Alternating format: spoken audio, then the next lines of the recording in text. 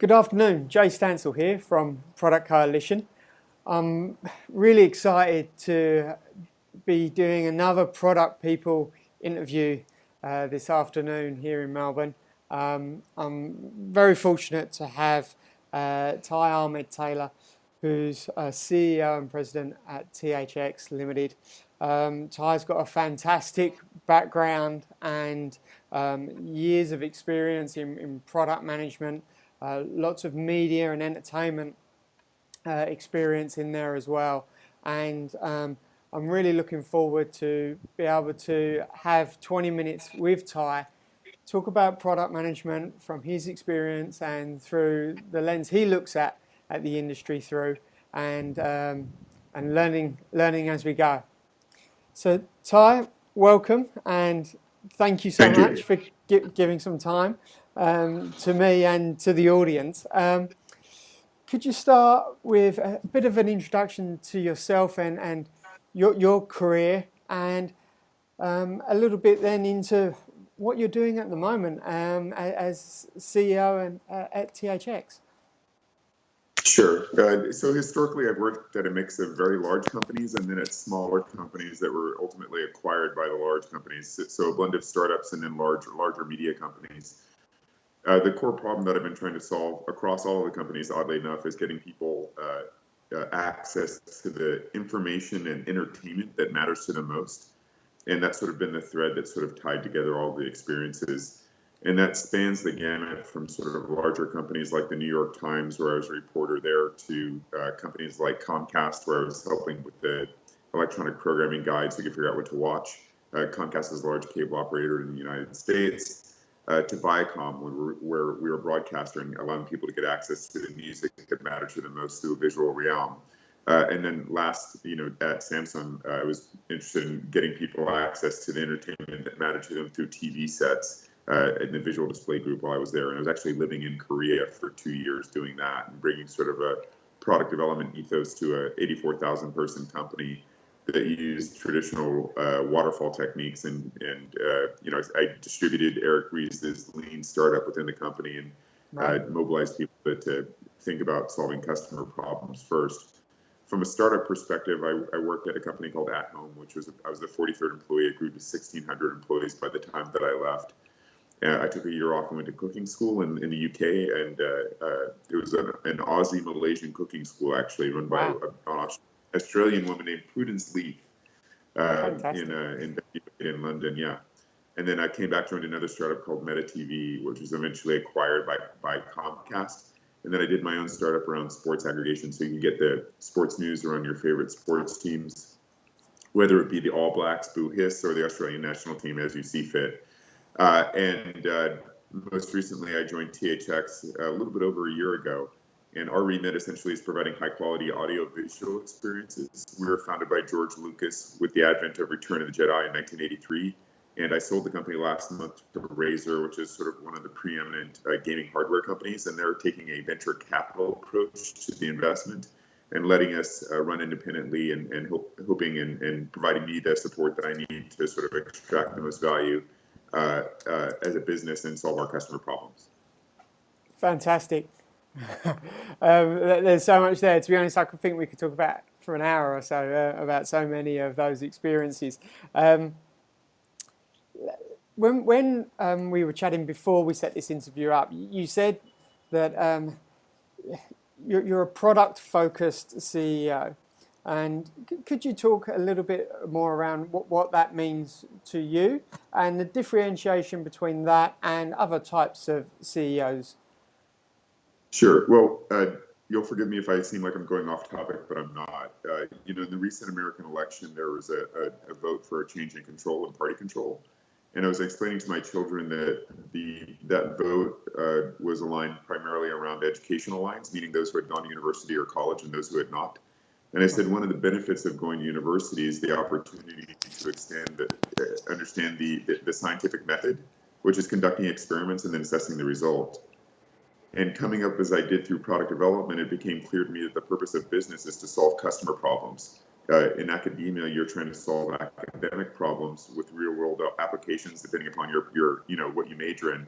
But in in product-focused organizations and being a product-focused CEO, I see business through the lens of what customer problems are we trying to solve? How big a market is there for that problem? How much of that market can we capture? And then the actual product itself is actually your thesis or your idea around how you can actually go about solving the customer problem. But I think it's most important to articulate what that problem might be. And then the way that you conduct your business affairs is being operationally crisp and having the ability to conduct multiple experiments to get to product market fit, which is basically making sure that your thesis matches the customer problem that you've identified, and also has the dimension to allow you to capture the market share that you've identified in the target market. I love the analogy. Very interesting way of putting it. Do you foresee, if the world is the way it is now, more of a rise of CEOs who come from product backgrounds? Well, I think the unfortunate thing is that a lot of CEOs would like to believe that they're product focused, but they don't identify customer problems. And so there's a famous Steve Jobs quote that a lot of people follow, but they only listen to the front part of the quote. And his quote is that if you ask a customer, and this is a paraphrase, but if you ask a customer, they're never going to identify a great new product that you should put together. And most people focus on that, and they use that to engage in what they believe to be Jobsian flights of fancy with regards to how they deliver products. You know, very much like Venus sprung forth from Poseidon's head in the ocean. They're like, I have great ideas, and these great ideas are what's going to take the company forward. And I think what's really important to note is the second part of the quote, which is, he says, that's why I hire great people to figure these things out for me.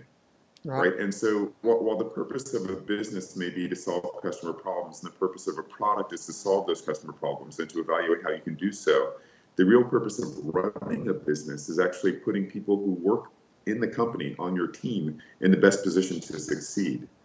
And so, I think a lot of people focus on the first half of that and not on the second half of it. And it's actually being organizationally and operationally crisp and setting people up to succeed is really the key to unlocking access to finding product market fit from my perspective. Okay. It's quite interesting when you talk there about surrounding yourself with people, the right people. When I think of still many C-suites in large businesses, there's the CEO who may not be from a product background, the CIO and COO. And that chief product officer role exists in some instances and not others. Do you feel that again, deserves a seat at the table in the C-suite? It should drive the way the company is focused. It's my view that there are four core areas of competency within a company. There's a general manager who actually has to be able to dabble in all of the things we've talked about, whether it's product engineering, user experience design, or business development and partnerships. But the substrate that exists is there's a product substrate, there's an engineering substrate, there's a user experience design substrate. Even if you're making clothes, there's still what do the stores look like, how do they function, and what do the clothes look like, right? And then there's also a business development and partnerships function. Wrapped around all of that is marketing in terms of demand generation. But I've never seen a very successful company that is solely focused on brand and marketing at the expense of product or what customers actually experience. And I've never seen a company that is purely engineering driven and has no product focus. Again, if you view as I do that the purpose of business is to solve customer problems, then product not only has to have a seat at the table, but it should be the engine in the car, so to speak. Brilliant. When we talk about solving customer problems, for you at THX, how do you identify those problems and discover them? Well, so part of it is using analytics, part of it is customer development, part of it is heuristics. Okay. But what we found on the survey side of things, that if you ask people about, what are they looking for when they go to the cinema, or what are they looking for when they purchase consumer electronics equipment, by and large, people who are not familiar with us as a brand are looking for how cheap is something. So that's the customer who's going into Costco or an associated big box retailer elsewhere in the world and saying, what's the biggest TV set or screen I can get for the lowest amount of money, if they're interested in buying a TV set. And so what we found is that customers who are familiar with us as a brand, they actually put quality first, features second, and then price third. So it's an inversion of the usual pricing assessment or consideration model. Okay. And so within that matrix, we view our goal and the thing that we can do is how do we provide superior audiovisual experiences? More importantly, how do we allow customers to find those? Okay. And when you've discovered something, a problem to solve for a customer, can you talk little bit around what's ways of working for you in then testing that either in a very lean way or testing that through and integrating it into the existing life cycle of the product if it's, for instance, a feature. Can you talk a little bit about ways of working? Sure. So one of it is based upon experience. Like I've already made any number of mistakes making products of my own in the past, so I sort of know what things to avoid. Okay. Multiple steps to provide a commonly used feature is usually the death knell of any product. If people aren't talking about it, that's usually the death knell of product. So I know that the things to avoid. And then again, using a set of heuristics, interviews, and analytics, I think you can come upon a solution that gets to you to 25 or 50% of product market fit, and then you can optimize based upon that. Okay, brilliant. I would like to talk a little bit around, and just before we were on this call, I was reading through some of your decks on LinkedIn, and I recommend checking out some of the decks Ty's put on SlideShare and having a read through. One of them was around getting out of middle management and jobby jobs, which definitely deserves a trademark. And I look at a product manager, which in some instances can be a middle management job, but not all of the time.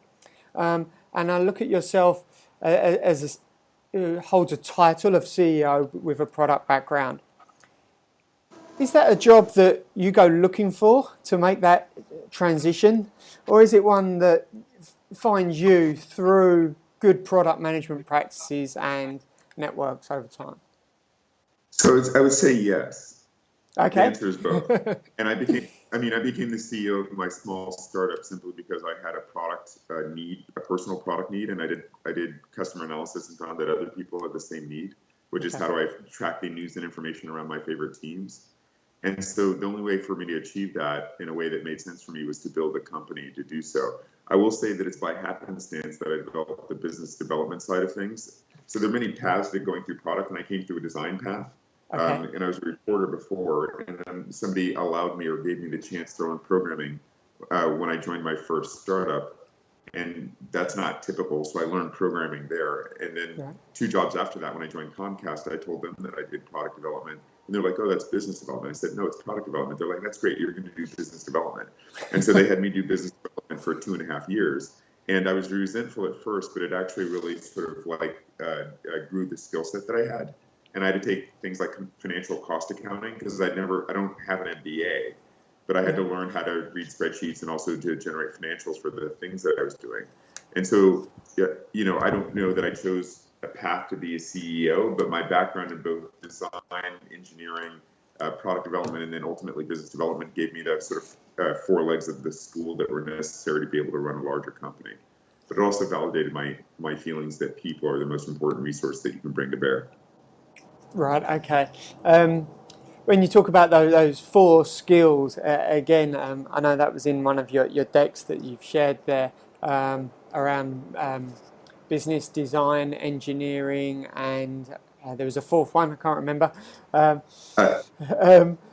user experience design, business development and partnerships, engineering, and then product. Great. It sounds like that takes time. You couldn't come straight out of university and just be good at all of those. It takes time and patience and effort to want to be able to pick up those 4 different skill sets along the way. Which is why typically the best product folks that I know are people who have large backgrounds, because above all, they can communicate well. And so I know people who are Russian classics majors from Princeton, and that's an unusual background, but they're some of the finest engineers that I've met, but they also have a really good product background. Wow. I've written a story about Princeton as a school, and I didn't go there, so I'm not shilling for Princeton. but they turn out an uncommonly large number of fantastic product people. And in the course of interviewing about 9 people there, because I kept running into people who were in product who were from Princeton, what I determined is that the liberal arts college, sub-college within Princeton, is adjacent to the engineering school. And so they cross-pollinate. And so they take courses at one another's internal campi. And that's what exposes them to basically to broad-based thinking about solving problems. Brilliant. Wow. I didn't know. I knew I would learn. You mentioned earlier about your own startup. Could you talk a little bit around product managing on a day-to-day of your own startup? It might have been maybe in the very first days when you were just validating versus product managing for an enterprise product. Sure. So in my DMARC is that product development is what you do before a product becomes public.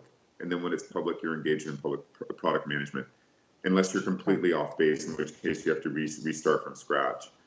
So the core problem that we were trying to solve, again, is how do I find the news and information that's most important to me about my favorite sports teams? The challenge is that I just come from Viacom, which, and I specifically was working on the brands for MTV, VH1, CMT, and Logo. And at Viacom, you build these large temples to the brand, and people come because you have a television channel that's serving as a marketing vehicle to offload people into the digital websites. And so we spent 6.5 months and built a website, and absolutely nobody came to it. It's like building a very high-end shopping mall in Perth. I mean, Perth is lovely, but nobody's going there. By and large, they're going to go to Sydney and Melbourne first. No offense to people in Perth. So.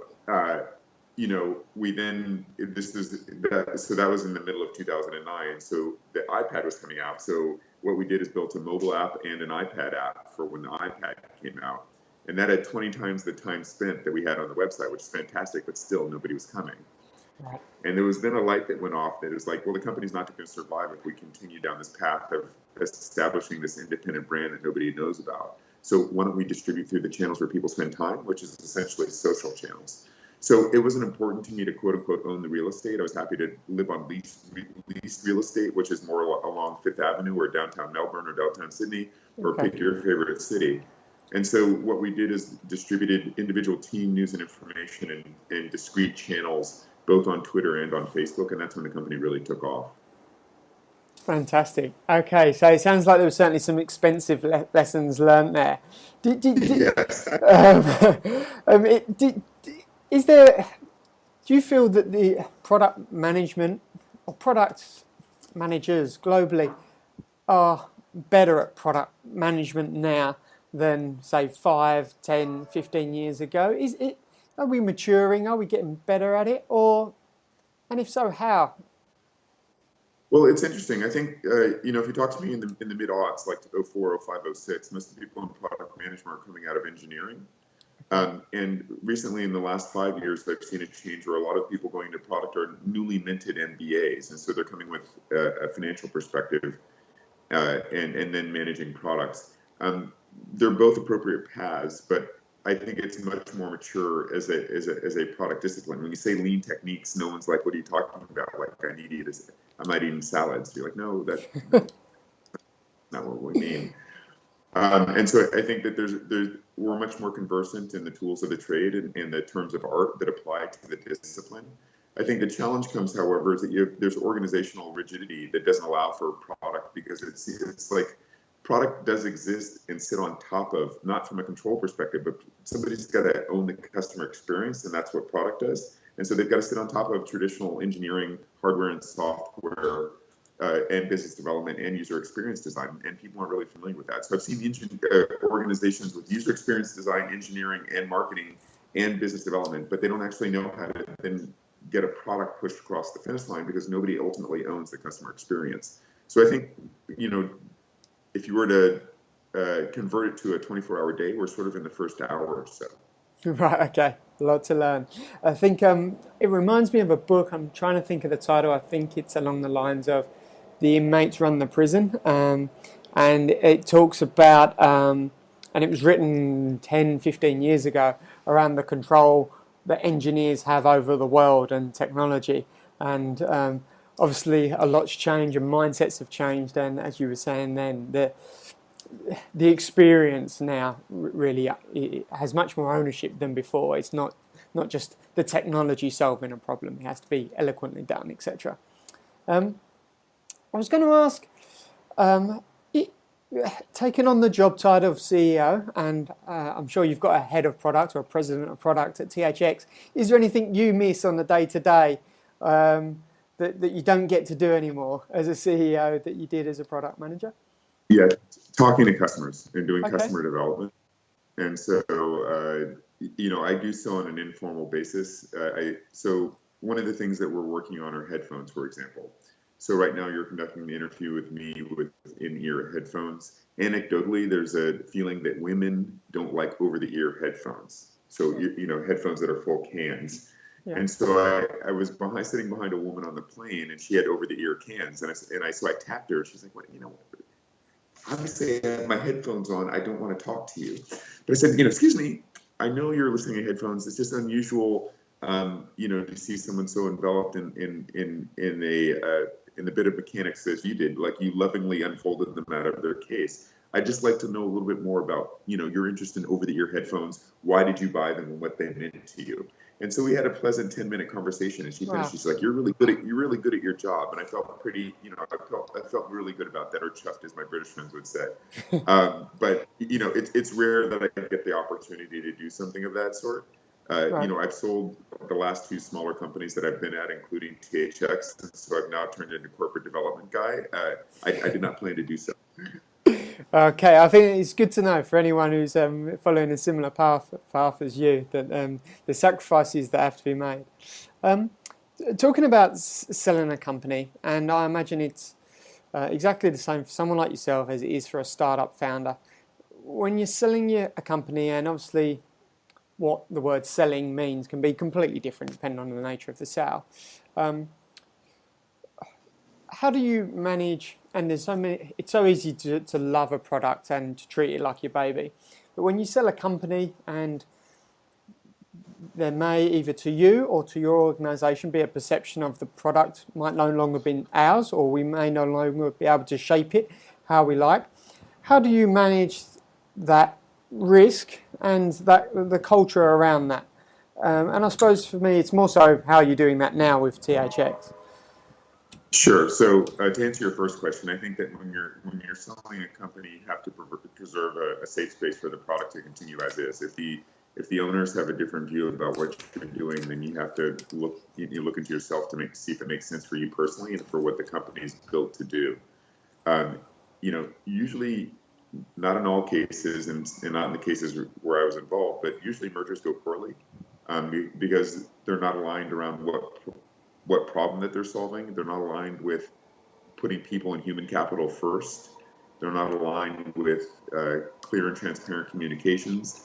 And so I'm not saying that some people are deceitful, but if there's a misalignment on any of those issues, then you're going to have a misalignment about how you're running the company. And that's why mergers ultimately don't work out.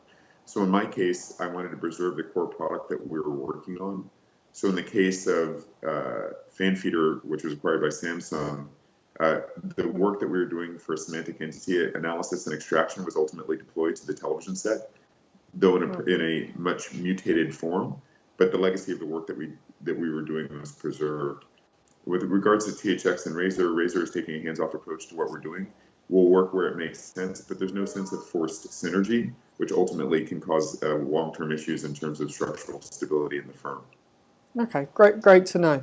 Thank you. Coming in 2017 for media and entertainment industry, stepping away from product management, I'm sure there's many product managers in that industry that follow the product coalition. What's your outlook for 2017 when it comes to your industry? You mean the media and entertainment industry? Yes, yeah. So I think there are going to be beset by challenges. Paradoxically, people are not watching traditional TV as much as they have. However, there's never been more video consumed than there is right now. It's just being done in different formats than what is traditionally done. And so, what's interesting to me is that platforms like Facebook and to a lesser extent Twitter are viewing video not as a savior, but as really as an engine for growth. Snapchat is the same way, or Snap as it's now known. And so I think those companies are increasingly behaving like media companies in terms of they make money by time spent in the advertising dollars that they sow. And media companies need to behave and act a little bit more like technology companies. And as those lines blur, I think that there are lessons to be learned on both sides. For technology companies, it's engaging in dabbling a little bit in hit-driven businesses to sort of see what works and what sticks. And for media companies, it's making it as easy as possible for advertisers who are interested in attention, and making it as easy as possible for them to buy across the demographics and people that matter to them most. And that the outlook and the opportunities on the table are for those that can most willingly adopt those strategic vectors in terms of the way that they do their business and solve customer problems. Fantastic. Certainly the ecosystems are getting more intricate and complex, is what I'm hearing there. Ty, thank you so much for sharing some of your time this evening and for talking through all of those observations and angles around product management industry, running businesses, selling businesses. It's been really good, and I found it really insightful. Well, Jay, I want to thank you for your strong work in supporting the product community and getting the word out and educating us all about ways that we can do better. So I'm deeply thankful and appreciative of you making the time to speak with me. And I'm hopeful that some of what I said is of value to the folks who end up watching it. I'm sure it will be. Thank you very much, Ty. I'll speak to you soon. Cheers. All right. You good?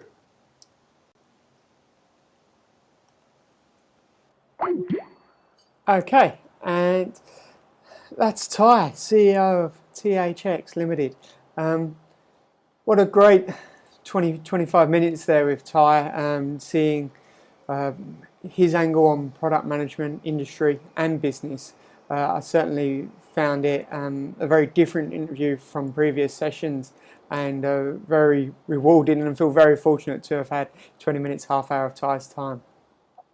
That's all from now. I've got some more product interviews coming up this week, and I look forward to sharing those with you. That's all from me, Jay Stansell from theproductcoalition.com. Thank you.